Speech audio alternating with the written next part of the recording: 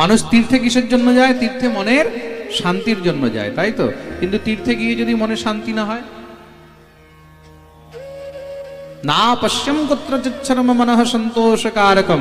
কেন? এমন কি দেখলে? বলে যেখানেই যায় সেখানে গিয়ে দেখছে সত্যম নাস্তি তপঃ নাস্তি দয়া দানম ন বিদ্যতে উদরম হরিণো জীবাবরা কাকুট ভাষিণ।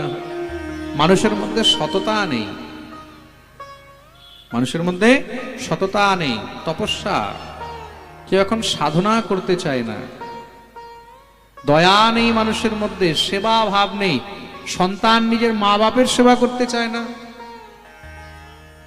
মা বাপের সেবা করার জন্য সন্তানের কাছে সময় নেই, বইয়ের পা টিপে দেওয়ার জন্য সময় আছে, কিন্তু মায়ের পা টিপে দেওয়ার, বাবার কোমরে মালিশ করার সময় নেই, তাই তো?